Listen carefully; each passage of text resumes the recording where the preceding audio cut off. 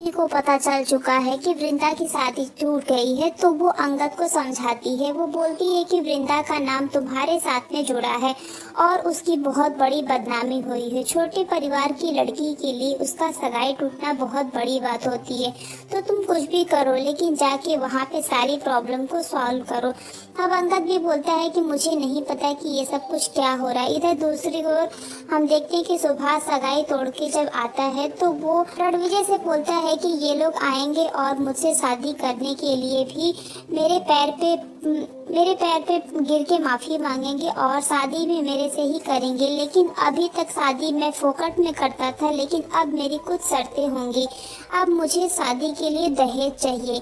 इधर दूसरी ओर हम लोग देखते हैं कि मिताली पहुंचती है परी के पास और वो बताती है कि वो वृंदा के घर पे गई थी और उसने वहाँ पे क्या क्या किया, जिसके बाद परी भी काफी खुश हो जाती है। इधर दूसरी ओर तुलसी अंगद को समझाती है। वो बोलती है कि तुम्हें वृंदा के घर अभी जाना चाहिए और वहाँ पे जाके जो भी तुम्हारी वजह से प्रॉब्लम हुई है उसको जाके अभी का अभी सॉल्व करो। जिसके बाद हम देखते हैं कि तुलसी के कहने पर अंगद पहुंच जाता है वृंदा के घर पे। उसको देखते ही बस्ती वाले तरह तरह की बातें बनाने लगते हैं। सुभाष भी काफी गुस्से में रहता है। वो आता है और बोलता है कि देखो आशिक आ गया। पहले तो बोलता था कि हम दोनों के बीच में कुछ भी नहीं है, लेकिन यहाँ पे ये क्या कर रहा है। और वहीं रणविजय से वो बोलता है कि इस वृंदा की जिंदगी का मैं जैसा हाल करूँगा ये कभी सोच भी नहीं सकती। इधर हम देखते हैं कि वृंदा भी घर में बैठ के रो रही होती है और उसकी फ्रेंड उसको समझाती है कि तू सुभाष से शादी कैसे कर सकती है। तभी वहाँ पे अंगद पहुँचता है और अंगद बोलता है कि वृंदा कहाँ है। जैसे ही अंगद जाता है उसके पास सुभाष पहुँचता है और उसके साथ में उल्टी सीधी बातें करना शुरू कर देता है। अंगद को काफी गुस्सा आता है, इसलिए वो सुभाष को मारने के लिए हाथ उठाता है। सुभाष भी यहाँ गुस्से में रहता है, इसलिए वो बोलता है कि अपने आशिक के पास तो तुझे आना ही था। मुझे पता था कि तू यहाँ पे आएगा। अगर तेरा कुछ चक्कर नहीं है तो तू यहाँ पे क्यों आया, क्यों इसकी तरफ से तू बोल रहा है। जिसके बाद अंगद बोलता है कि वृंदा और वृंदा की जैसी हर लड़की की इज्जत मेरे लिए बहुत बड़ी है, इसलिए मैं यहाँ पे आया हूँ। और मैं तुमको बता दूँ कि मेरे और वृंदा के बीच में ऐसा कुछ भी नहीं है। ये सिर्फ मेरे ऑफिस में काम करती है और उस दिन इसकी तबीयत बहुत ज़्यादा खराब थी, इसलिए मैंने इसको पानी पिलाया था। अब सुभाष यहाँ पे बोलता है कि मैं इस लड़की से शादी नहीं कर सकता हूँ। तो उसके घर वाले बोलते हैं कि नहीं, अगर तुम शादी नहीं करोगे तो हमारी बस्ती की किसी भी लड़की की शादी नहीं हो सकेगी। अब यहाँ पे उसकी माँ आती है और उससे माफ़ी मांगती है। उसकी माँ के भाई भी रहते हैं, वो भी बोलते हैं कि मैं तुम्हारे नाम पूरी अपनी ज़मीन कर दूंगा, लेकिन तुम शादी कर लो। रणविजय भी वहाँ से भागने लगता है ये बोल के कि अगर अंगद मुझे यहाँ पे देख लेगा तो मेरे हाथ से भी पैसा और लड़की दोनों चला जाएगा।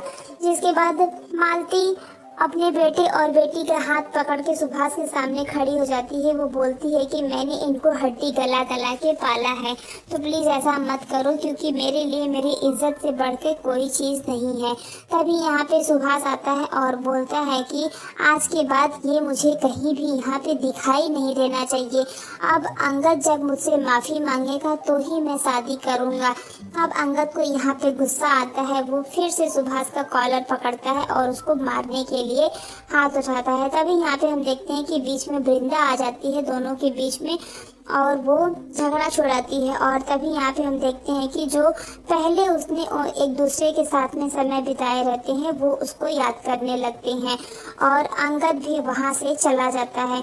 अब दोस्तों आने वाला एपिसोड में ये देखना काफ़ी इंटरेस्टिंग होने वाला है कि वृंदा और अंगद के बीच में नज़दीकियाँ कैसे बढ़ती हैं, क्योंकि अब मिताली की भी सच्चाई धीरे धीरे सामने आने वाली है। क्योंकि अब जब अंगद यहाँ पे आया है तो अभी तो नहीं, लेकिन आने वाले एपिसोड में हम लोग देखेंगे कि अंगद को इस बात का पता चल जाएगा कि यहाँ पे जो भी तमाशा हुआ है वो किसी और की वजह से नहीं, बल्कि मैं। और उसको समझाती है। वो बोलती है कि तू उस सुभाष से शादी करने के लिए कैसे तैयार हो गई है।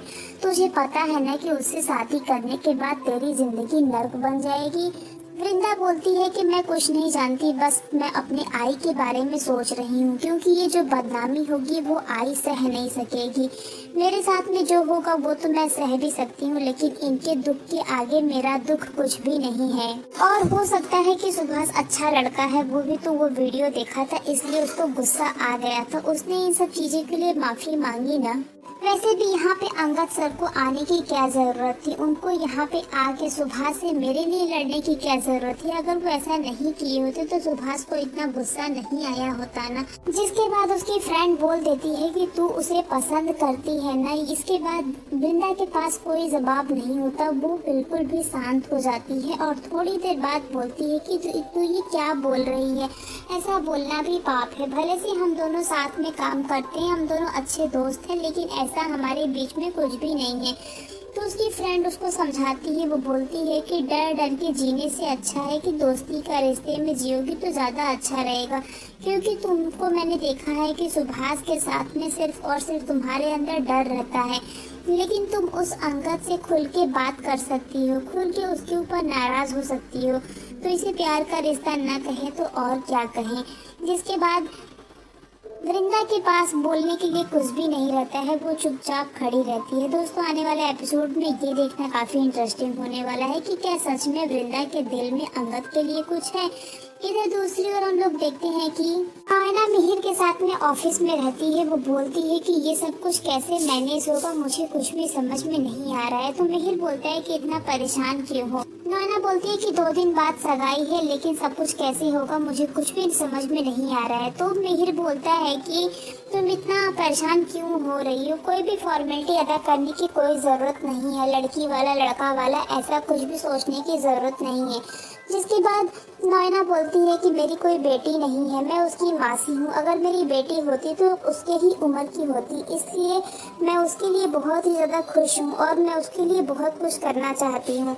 मिहिर बोलता है कि आज मैं तुम्हारे अंदर एक माँ का रूप देखी, क्योंकि मैं अभी तक तुम्हारे अंदर सिर्फ और सिर्फ एक दोस्त देखता था, लेकिन आज मैंने एक माँ देखा है। क्या क्या छुपा है तुम्हारे अंदर। नैना भी बोलती है कि मेरे अंदर बहुत कुछ छुपा है, समय आने पर मैं तुम्हें सब कुछ बता दूंगी। जिसके बाद नैना सोचने लगती है कि जो तुम्हें बताना है वो बहुत जल्दी उसका समय आने वाला है।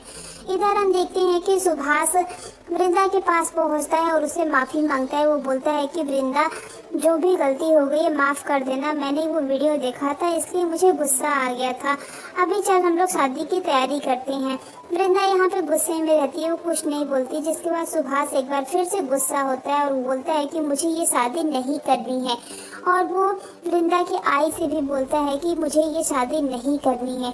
तो यहाँ पे सुभाष शादी करने के लिए एक शर्त रखता है कि उसको शादी करेगा तभी जब उसको दहेज मिलेगा। अब दोस्तों ये देखना काफी इंटरेस्टिंग होने वाला है कि क्या सच में वृंदा और सुभाष की शादी होने वाली है या फिर बीच में अंगद आएगा और अंगद वृंदा से शादी करेगा। आपको क्या लगता है कमेंट करके जरूर बताना।